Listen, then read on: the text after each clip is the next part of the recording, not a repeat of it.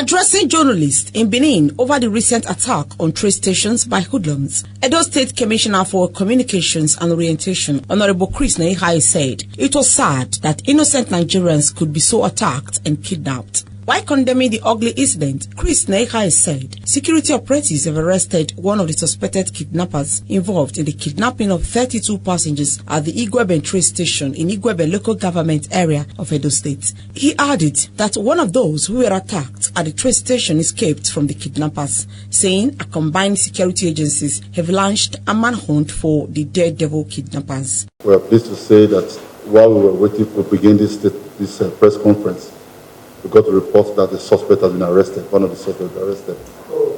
The police, for the swiftness with which they attended to this security breach, and also we're pleased to say that our local hunters and the London network, their collaboration also assisted in this operation, and that's why we are recording a very huge success in a very short time. We hope this is the last time we'll have such daring people invading government infrastructure, especially train stations across the country, and especially here in Edo State, because our security network is very tight and very swift in their reactions to these sort of incidences.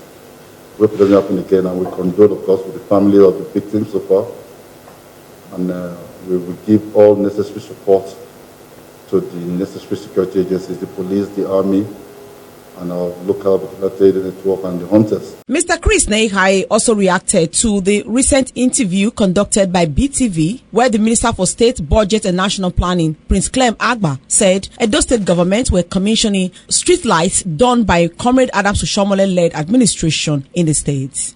This is the same minister that, as a Commissioner for Environment, he failed woefully in his attempt to create the stormwater project. Still woefully, because that thing was riddled fraud.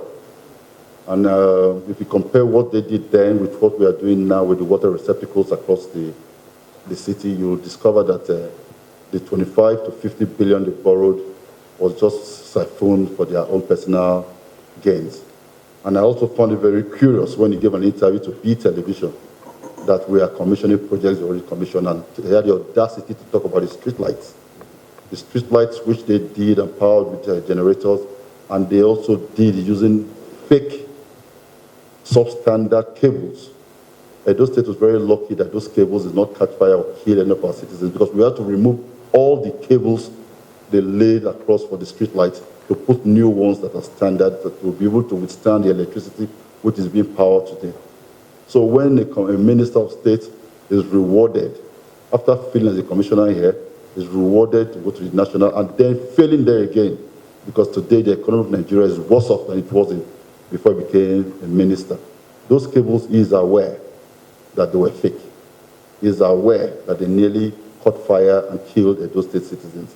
But thank God we were able to nip it in the bud by removing the cables. We are building a 200-kilometer Operation Light Up Edo.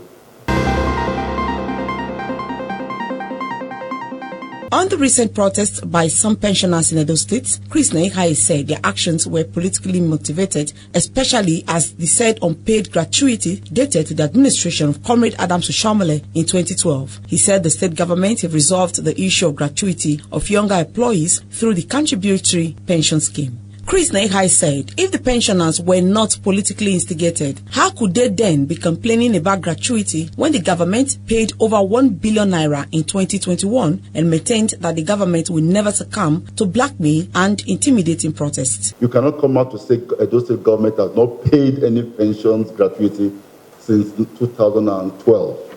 That is a blatant lie. And when senior citizens are the ones making this lie, I don't know, I'm too embarrassed to call such people liars. But the truth of the matter is we have to say it's for what it is. Pensioners last week went on protest to call attention to their paid gratuity by Edo State government. Best Mbiere reporting for BTV News.